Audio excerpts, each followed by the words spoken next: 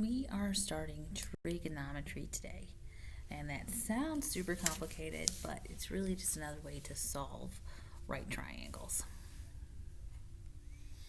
Okay, we're going to start with what we know. We know that this is a 45, 45, 90 right triangle. We just don't have all the angles in there, so that's a 45 degree. What are the lengths of the non-labeled sides? Well, we got an 8 there, then we have an 8 there, and we have an 8 root 2 here. Then the question is, what is the ratio of the leg to the hypotenuse?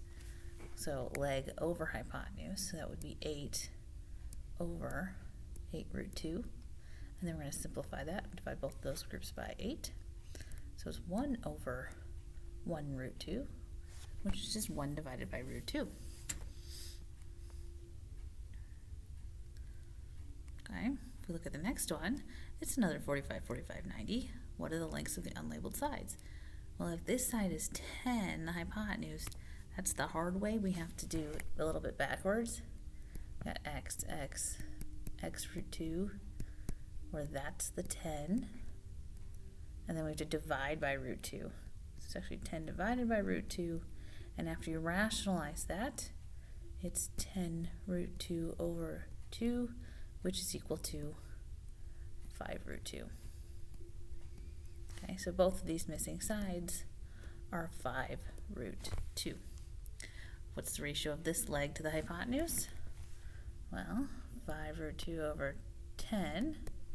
Those both divide by 2, so we get root 2 over 2.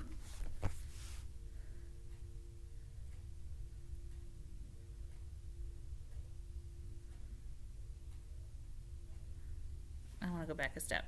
I messed up, Mom. Back this slide, I forgot to rationalize this because we don't like those radicals in the denominator. So it's root 2 over 2, which is the same as what happened here, root 2 over 2. So will this be the same for every triangle? Well, yes and no. It's the same for every 45, 45, 90 triangle, but that's it. Not the same for any other angles. So if you have a 45, 45, 90, the ratio of the leg to the hypotenuse is going to be the square root of 2 divided by 2 every single time. What happens in a 30, 60, 90? Well, our unlabeled sides are 5 root 3 and 10. The ratio of the short leg to the hypotenuse on purpose. Short leg is 5, hypotenuse is 10, so our ratio is a 1 to 2. All right, what about this 30, 60, 90 triangle? Well, the hypotenuse is 8, and the short side is half of that, so then the medium side is 4 root 3. The ratio of the short leg to the hypotenuse, 4 to 8, 1 to 2. That's the same as the last one. So when it's a 30, 60, 90 right triangle, short leg to hypotenuse is 1 to 2. When we did the 45, 45s, we also did short leg to hypotenuse. It's just that both the legs were the same. All right, here we have a 23 degree angle triangle, and we need to find the missing side. We know 2 of the sides, but we don't know the third side, so we're going to have to use Pythagorean theorem. So it's going to be 15 squared plus x squared equals 39 squared. So I do 39 squared minus 15 squared. Now make sure you square things first before you start subtracting. This is 1521. This is 225. So when you subtract them, you get 1296. So I have x squared equals 1296. I'm going to find the square root of that. No. And that equals 36. So our missing side is 36. What is the ratio of the short leg to the hypotenuse? 15 over 39. That simplifies to be 5 over 13. Will this be the same for every triangle? It'll be the same for every 23-degree triangle. Just like every 45-degree angle had the same ratio, every 30-degree triangle had the same ratio, every 23-degree triangle will have the same ratio. In fact, every triangle with certain angles will have the same side ratios. Because if you have the same angles, these triangles are going to be similar. Some could be larger or smaller, but their angles are all the same, so their sides are in ratio. Kind of like what we learned about in the similar triangles unit. If their angles are the same and their sides are in ratio, then they were similar.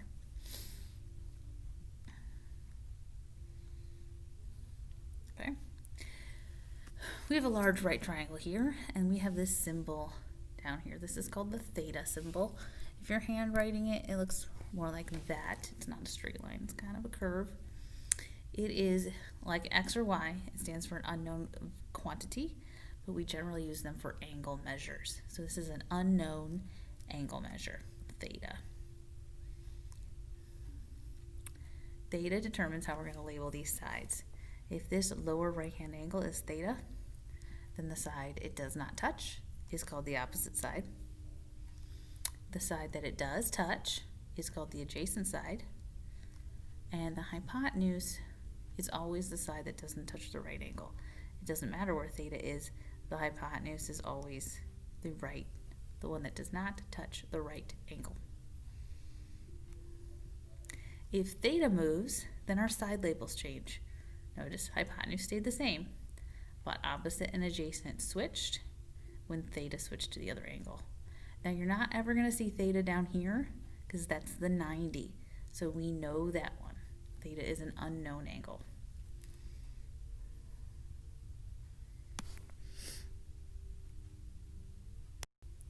Okay, now there are 3 trig ratios that work with every triangle. They relate the opposite and the adjacent and the hypotenuse sides. They are sine, cosine, and tangent. On your calculator, it's SIN, COS, and TAN. So you may have been wondering for 14 years what those 3 buttons did. Now we get to learn how to use them. Okay, we have sine, cosine, and tangent. Sine relates the opposite leg, the opposite side of theta, with the adjacent side of theta. So we're doing sine of A, so that means A is our theta. That looks like a 6. A is theta. So sine is opposite over hypotenuse. Okay, so what is opposite of A? That's the little lowercase a. What is hypotenuse to angle A? That's lowercase c. Right, then right across from it, it's asking for the sine of B, which means capital angle B is the theta. Again, looks like a 6. So what is opposite of angle B? Lowercase b. What is hypotenuse to angle B? Lowercase c. Okay, so see how they're related but flip-flopped because the theta flip-flopped. Okay, for the next one we have cosine of A. So this is the angle that we're worried about. Cosine is adjacent over hypotenuse.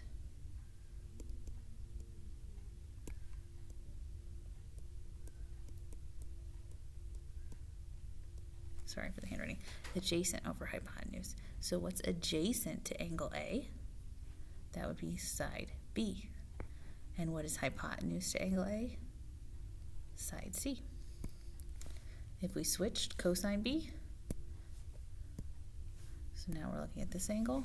What is adjacent to angle B? Side A. What is hypotenuse to angle B? Side C. And then the last ratio is called tangent. It is opposite over adjacent.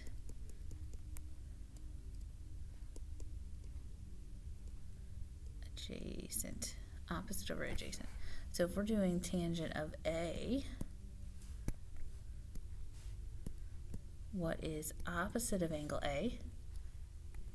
is side A, and what is adjacent to angle A is side B. And then if we're doing tangent of angle B, what is opposite of angle B? Side B. What is adjacent to angle B? Side A. Okay, so those are your three basic trig ratios: sine, cosine, and tangent. Now we're going to do a little more practice writing those using actual numbers instead of letters. Okay, so we're going to find the sine, cosine, tangent ratio of each of these triangles.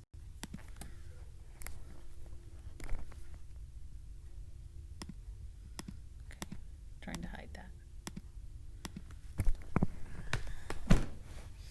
All right, so let's start with this first one. Let's do where E is our theta. So we're going to do sine of angle E, cosine of angle E, tangent of angle E. All right, so sine is opposite over hypotenuse. Opposite of E is 6 over 10. And we can simplify that fraction, but we don't need to do that right now. We're just going to focus on opposite and adjacent sides. Cosine is adjacent over hypotenuse.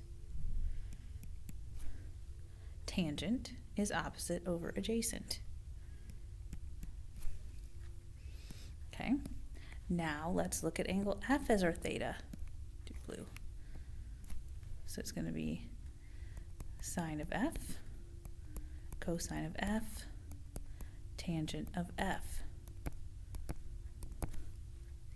Okay, so sine is opposite of hypotenuse, so it's going to be 8. 8 is opposite of 10.